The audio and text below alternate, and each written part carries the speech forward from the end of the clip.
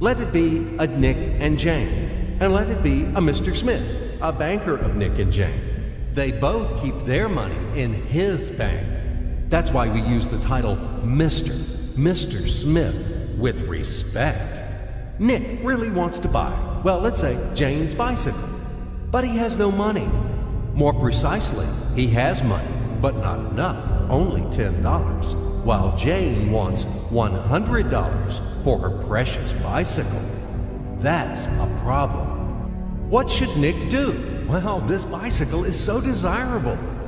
He gives Jane his $10 as a deposit and asks plaintively not to sell the bike to anyone. He says that he will bring the rest of the money soon. At the same time, he runs to his bank, to the respected Mr. Smith, to get a loan for the missing $90. As ill luck, Mr. Smith has no money at this moment, but he knows perfectly about $10, which Nick gave to Jane. And where will Jane bring his money to? That's right. She will put these $10 in her lovely bank to the same Mr. Smith. Therefore, Mr. Smith asks Nick to come back tomorrow in the hope that tomorrow he will get these $10. And everything happens this way. The next day, Jane brings $10 to the bank. The bank provides Nick these $10 on credit. Nick immediately gives them to Jane. She again puts them in a bank. The bank again provides Nick these $10 on credit, etc. As long as Nick the fool will gather enough money for the bicycle. Don't you get confused yet? Be patient, I told you.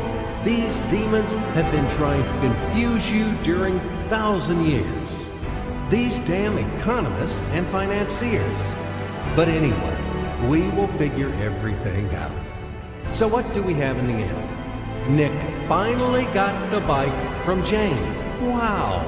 But at the same time, Nick owes $90 to the bank, Mr. Smith, and the bank, in its turn, owes $100 to Jane. In other words, those $10, which existed initially, have magically turned into $200, $190 of debts plus real $10. But these $10 would also turn into $1,000, even in a million or a billion, if Nick would make a more expensive purchase. In this case, our $10 would make the increasing number of its cycles, circuits from hands to hands. That's it.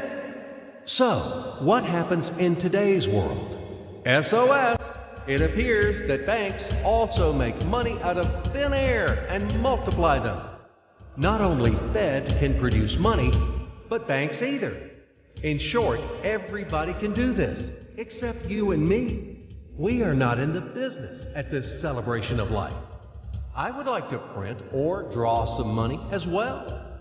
In fact, these banks multiply money without any control. And we're still wondering why the banker lives better. What are naive fools are we? Now it is clear why. The one who produces the money, of course, lives better. But this is not enough. From this moment, poor Nick will never be able to repay his debts owed to the bank, no matter how hard he would work. Silly Nick doesn't know it yet, that he's in slavery to the bank, in credit bondage forever, because those $90, which he owes to Mr. Smith, do not exist in nature at all.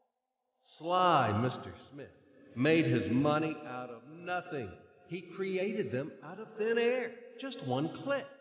And $10 turned into $200. Yes, but you can object